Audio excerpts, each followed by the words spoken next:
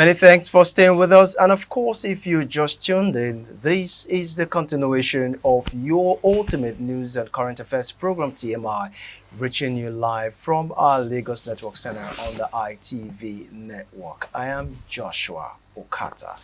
On the program this morning from our Lagos Network Center, we will be extraying the recent abduction and kidnapping activities, especially in the northeastern region, vis-a-vis the federal government stands on the issue of negotiation and ransom payment. And of course, I have joining me right here in the studio is Mr. Razak Olokoba, who's a political affairs analyst. Good morning, Mr. Razak. Josh, good morning. It's good to see you once again. Of course, it is here too. Welcome once again. Thank you.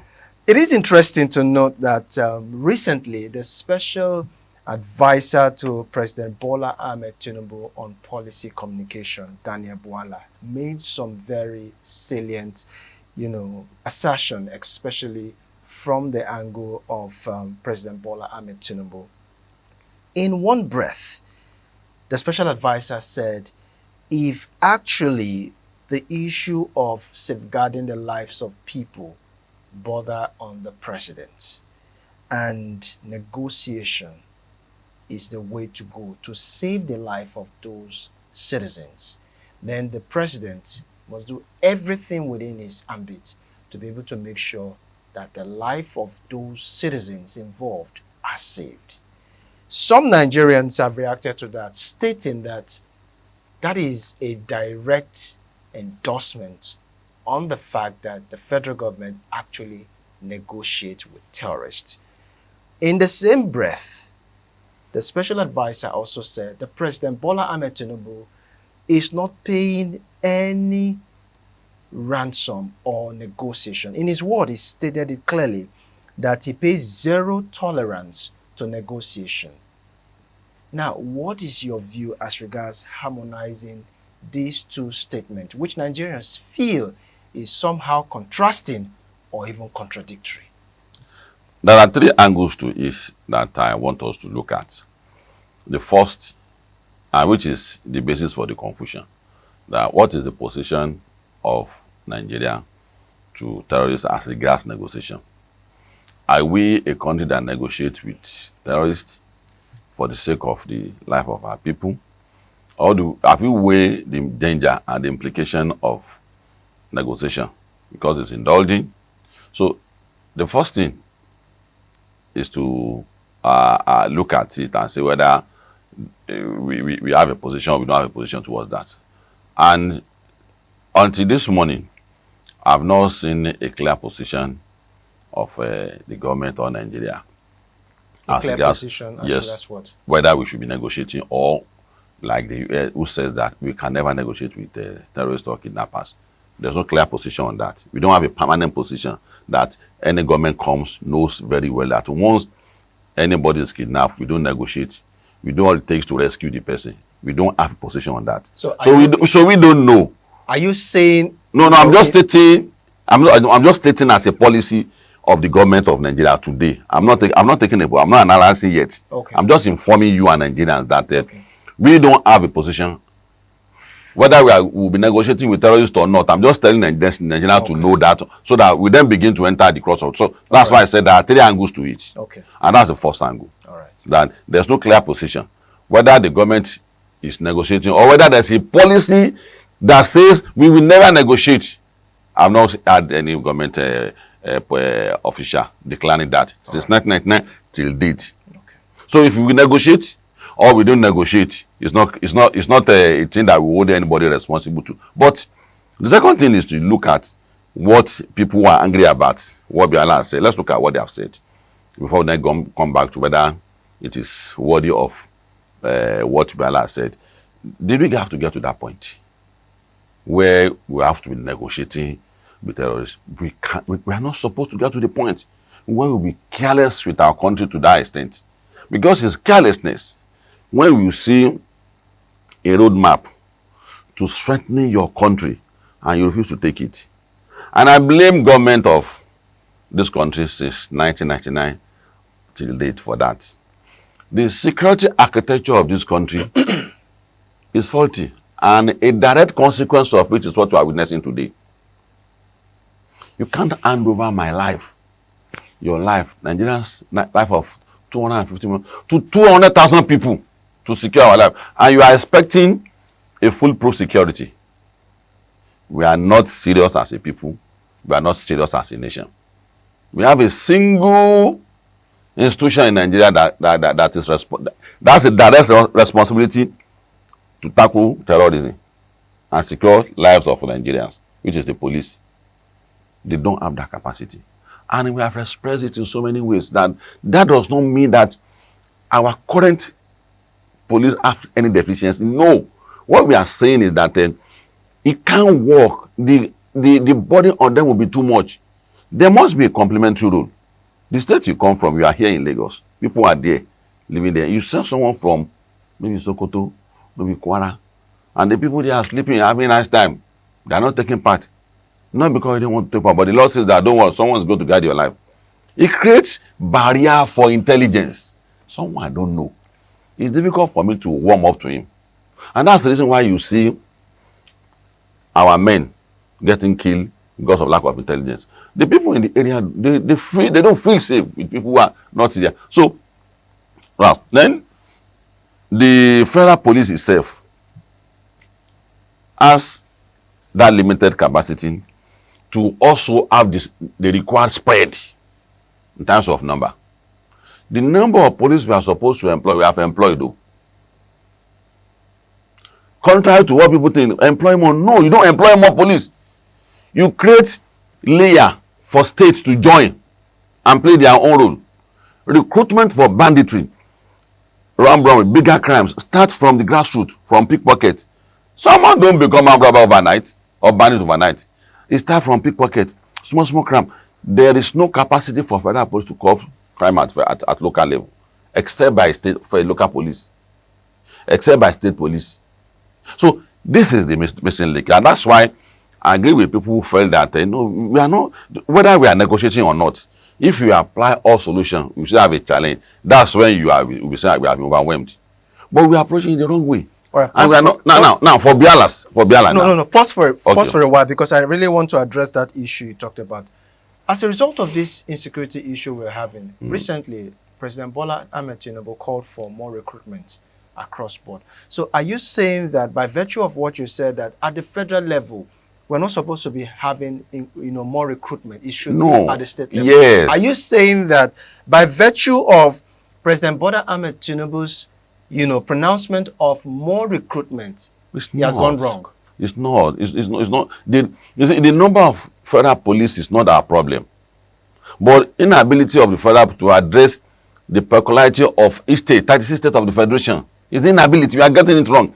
It's not. So that's not the right step. Yeah, it's not deficiency of guns and bullets. It's a deficiency of lack of participation from the states by layers of government, state and local government. It's a deficiency. And you see, Nigeria president is going to be overwhelmed. Obasanjo was overwhelmed. He came out and was started apologizing to us. I know he didn't see those things clearly. I was part of the delegation twice to meet Obasanjo on restructuring. Afenifere, I was part of the delegation as a youth wing and one of the leaders of self-determination groups and Pronaco conference with Baba Nauru.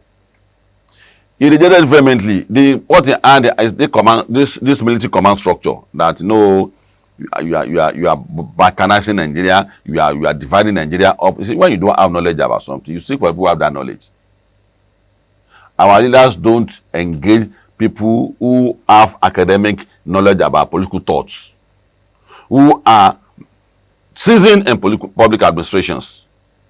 It's a public administration issue. It's political issues. So they do things, and because they win election, they thought they know everything. So up until Jonathan, who I met severally also, but also left and was apologizing to us. The president may also leave and may apologizing to us. We can't continue to experiment with our life. That's why Nigerians must speak out. It's not the blame team. We are talking about life now. Forget politics. Forget we have to bring the president down. The president coming, what's the assurance that's going to jail? So the person there now who seem to understand where we are coming from in terms of what Nigeria is. We should be the one telling, remind him now. The moment you get into that office, you are buying guns every day, you are doing deployment every day. You don't wonder why is it not working. We have to remind him. They become overwhelmed. He slept 4 a.m., he woke up 6 a.m. again. And you're such a person, he won't agree with you until you have to carefully explain to him that no, what we are saying is not that you are not working, but you are mismanaging the national asset, the police. Now, when Biala said what he said, we find ourselves in this mess already. And I don't disagree with anybody at this juncture where everything is in trouble. We have compromised our Nigerians as a government. The government has compromised us. So is Bola not playing to the gallery? What I'm saying now, since 1999, all Nigerian presidents has compromised Nigeria by running this kind of security architecture. So whatever it takes, go and bring my own citizens, flesh and blood like me, go and bring them out. Even if it means having to placate these terrorists. Because I'm not the cause of the problem. Went to church and took people, killing young police officers, slaughtering soldiers. Whatever it takes to take them, let them come out. But you know, I said, you really have to get to that point. And which is the next thing we should be talking about now. Now, more people will be kidnapped. Where we find ourselves today, Josh, we are in a mess. So, because the sovereignty of Nigeria is getting cracked. What sovereignty? Me and you. Who do we look up to for instructions? People who are looking up to terrorists for instructions in their villages. And there's a village in the southwest now. It's been divided into two. Let's give half to bandits. Let the original owner take half. That is dangerous for us as a nation. All right. Now, when we begin to negotiate, not government, the owner of sovereignty, me and you, begin to talk to terrorists. I saw bandits checkpoint. I saw Boko Haram checkpoint. When I went to Breningwari for a project, I keep saying this. That means there's a danger to our sovereignty. And that's why it's not a joke at all. I don't want to hear anybody playing politics with this matter. It's my life. I can't go. I'm careful. When I'm going to Kwara, I'm always happy. I want to go and read. I want to go and see my people. But people keep calling me. I say, be careful. You are coming no more. Because they are encroaching. They are encroaching. Maybe they are coming to the capital. And you know the strategy in military. I read a bit of security as a public, as an expert in politics. See, they are dispersing our military men. The open flank there. If you have an army here, concentrated. So they are dispersing them. 100 go there, 50 go here, 1 go there. It's a strategy for them. They are dispersing our people. So they won't have a strong center. Didn't you see that? It's not the business, won't be the business of the army. So it's us for us now. Get those people out. Either by inducement, either by question, either by tacit threat, just get them and then we begin to do their property. What's their property? It's not forest police. So forest police is another layer of state police, sorry, not the federal police. I don't know why we want to embrace a concept. I will do it wrongly. Look at local government autonomy now. We are saying autonomy for local government in the state. Why are governors spending local government money? That's what we say we should address. We are not saying you should go and give more power to federal government. This is an error. A president is coming, is going to weaponize it. He will take control of all the local government from you. Because we have a democrat there now. We understand democracy. Someone who doesn't want to, who will not be, he's coming. This is how we did with Rosie. Our unitary system of government saying because civil war, let's be one. See, what determines the structure of a country? It's not me and you, it's peculiarity, which is called the political culture of a country. So if I say a loose center, it's not my opinion. Academics tells us that any country that has multidimensional identity, you don't run a strong center. The consequence of which is that each ethnic group will be holding each other responsible. All right. Hausa will say the Igbos are responsible for their calamity. Igbos will blame Nigeria. Yoruba is say we want our region. It's a direct consequence of what we are seeing. This crack we are seeing, this expansionist by the northern bandit, is a direct consequence of the system we are running. Good. Now let's run a country where there will be. It's a United Kingdom. Britain is United Kingdom. America is not a United Kingdom. It's one kingdom, one religion, one culture, one race, one everything in America. That system defeats them. But Britain is a United Kingdom. Nigeria is a United Kingdom. The kingdom of Borno, the kingdom of Oyo, the kingdom of Benin, the kingdom of Sokoto. So if you have a United Kingdom, you don't run a center that is strong. There will be consequences where everybody will not be happy with each other. This is it. This is the picture. All right. So you have established that fact that we need to run, a system where each, region has a kingdom so that they'll be able to man themselves properly, given their peculiarities. Now, let us extray some of these abduction and kidnapping activities where government have come out to deny that there was actually no negotiation and ransom paid. Now, my first point of call is that of the Kebbi State, where 24 students were reunited back to their families. The release was actually done, especially when the federal government intervened through the office of the Minister of State for Defense in the person of Bello Mohammed Matawale. Now, the issue is this. These children were reunited with their families quite well. Now, the point is, why were newsmen, journalists restricted from having an interface, more like an interview with those girls? You see, the military era in Nigeria has damaged our psyche. It's not so much. And the people who suffered from that damage most are the political class.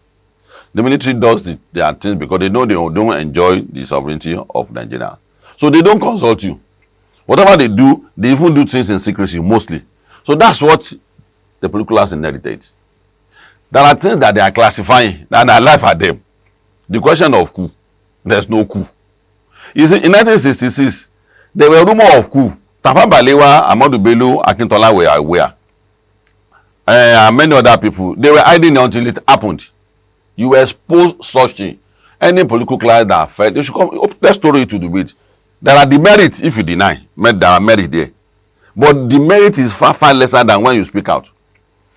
There are things political class classified, and I laugh at them, and I'm in shock. You see, when we get to certain states in life, we have to admit that it is not government that failed you. I'm just coming. We all failed ourselves. That's not the fault of the government. If there's a deficiency in negotiation, there's a track record that at this juncture, we can't get these boys back. Oh. But the shame that government is negotiating with terrorists is what they fear of. Yes, if the price you will pay to move forward as a nation, you should admit that there's a problem. You have to admit it. So the payment that they are denying, if they are paid, they restricted. That's why I'm coming to. That's why I'm. Right. If they are coming, address that fact. If they have paid, yes. I don't know why they should be hiding it, and I think it is wrong, because when there are assumptions, and you want to clear that assumption, you don't restrict media people from interviewing people. You let them do their thing, and that's why the suspicion is growing. So is it in a bid to control some certain classified information from getting out to the public? Yes. Get access to those guys. Yes. That be the reason. There's no need analyzing it further. It's the reason. Oh, really? You don't want certain information to. And I'm saying that why do you get scared of allowing sense to get to the people? Are you the kidnapper? Let them interview them. Whatever is the reason, let us all of us blame ourselves. Now, and admit that what you are doing is wrong. Let's do that. But particularly for our brothers in the north, state police is not anti-north. Who are these people? Tafa Balewa never want a strong center. He never want a federal police. The current political class in the north, they have some deficiency of political clarity. They are the one perpetually scared of state anything that will dismantle the strong center. They are scared of it. They think their institution is in danger. Your institution is secured when you have loose center and there are substructures that is empowered and getting stronger. Now, so for me, let's look at the case of the 38 Christians who were released in Eruku on November 23rd, 2025. It was said that government actually denied that no ransom was paid and there was no negotiation. Do you think so? No, there were negotiations. And Bayo admitted that either is a negotiation, either they call negotiation or not. But there were communication. That communication is a negotiation. That's it. That we told the bandit, I listened to him carefully. I said, we told the bandit that we are coming for you if you don't release those guys. See, the moment you open communication with them, that's negotiation. And that's why I'm saying, I don't know who gives our guys in government this idea that and don't say you negotiate. It's negotiation. The moment you say that we are aware that you are at so place and you are so place, we want those people released. It's negotiation. That doesn't mean that you are paid. But you have to admit that. That means so the courage of communication has been yeah, that's communication. That's negotiation. All right. That's the negotiation. So the bold mind to admit certain things, what the government in 1999 today lacks. There are things you should admit. Yes, we did. We negotiated, but we didn't pay. That's what Nigeria doesn't want to hear, Abi. Now let's look. Now, even if you have not paid, that's where I'm now coming to that. Okay. The current situation we are find ourselves today, those girls will be killed if no money is released to them. Number one, the people behind this thing don't want to come back with their life. If the moment Trump says what is it embodies them. If I'm an activist, and Trump is saying that the activists in Nigeria, I'll be happy that my struggle is gaining momentum. That has emboldened them. So, whichever way you look at it, either you negotiate, you don't negotiate, they don't lose. Oh. So even if government had paid, I won't blame the government for it. Oh. We are in a mess. All right, now let's look at the people issues. In that village. Yes. You took guns from all of them. The damn gun they are using. Then these people now came. They now kidnap them. You don't want government to pay them. They will be killed.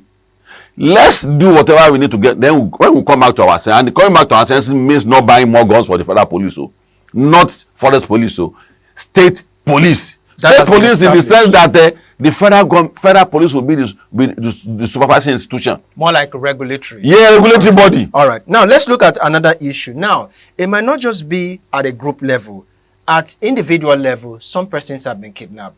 Yeah. What is government's stand on the issue? For instance, at a time like Pastor James Audi Issa, who was kidnapped, unfortunately lost his life after 5 million naira ransom payment was paid, and they were demanding more. He lost his life. Now, what would you say about a Methodist church leader who paid 100 million naira for his release? What is government's, position of things when family members pay ransom on behalf of their victim? If at the beginning of the kidnap, my star was kidnapped, a Pakistani. Say that again. My star was kidnapped. Okay. Earlier period, Bayelsa River State. Did you get it now? The family they were on my neck. The family had to pay. Family will always pay, particularly if there's no clear roadmap at securing their relatives back. They will always pay. The government may prevent them from not paying. They will always pay. Is it a crime for an individual whose family member is in hostage for a ransom payment to be paid? Is that a crime? You can't criminalize such thing until we are back to our sense, like I said. If all options have been explored and things are working, if you pay them, you are in trouble. But if the confidence is not there, particularly you left the people porous, they can't defend themselves, both state, local. Even as a citizen, you can't defend yourself. And you want people to listen to government? And again, you see, the government is making a mistake that there's need for certain explanation. That as we are now, we are in a bad shape. You see, if you tell Nigerians the true position of our security, Nigerians will understand with you. But to keep giving the impression that, no, we are okay, then if you are okay, do the needful. Pause for a while. Let's look at the subnational level. Kaduna State, to be precise, under the leadership of Governor Diko Rada, confirmed that negotiation with terrorists in 4 frontline local governments, citing locally made communities' own initiative to restore peace. Another instance where even the bandit themselves attested to the fact that negotiation was done. In Katsina State, bandit claimed that the government turned them into terrorists, saying they were forced into banditry due to government actions. They agreed to stop attack after government initiated talks. What's your take on that? Quickly. Because you are pressed for time. And that is why I'm saying that each state should take responsibility for its life. People who want to continue to negotiate with us should continue. For us in the Southwest, we don't want to negotiate with bandits. I'm one of the co-founders of Amatekun. If Buhari had allowed you to work, if the governors allowed to work, if the president there now, who is also a comrade, my own comrade, and I'm appealing to make it work, it will be easy for us to root out bandwidth in South without negotiating with them. So any state should design its own way of life. So in the North, if it is their way of life, let them have it. Let them cohabit together with terrorists. There's no problem. But there will be consequences for them, and they will still stay running. And that's why the people continue to ask them the question that why is Lagos working? Why is also state working? Why is our state not working? And that's why United Kingdom's works when Britain is united, London is working, the Scottish will ask questions. So there will be basis for comparison, and there will be that development. So for me, we need to look at the peculiarity of Nigeria and run our country based on that peculiarity. Our refusal to do so is what you are witness to. It's a direct consequence of it. So I appeal to Mr. President, in his busy and tight schedule, you need to reflect on what you have done together as organizations, as members of the same people pursuing better days for Nigerians, to look at the security architecture of this country and admit that we cannot secure the life of Nigeria. To that extent, he should give a way for state police and local police. Thank you so I beg much. of him. Thank you so much, Mr. Razak Olukoba, It's a pleasure being for with you. giving us your 2 cents on this matter. We really appreciate your time. Thank you for having me. That was Mr. Razak Olukoba, political affairs analyst, sharing his perspective with us on extreme security issues and, of course, government stance on the issue of denial in negotiation and ransom payment. That's our offering for you from our Lagos Network Center. Many thanks for watching.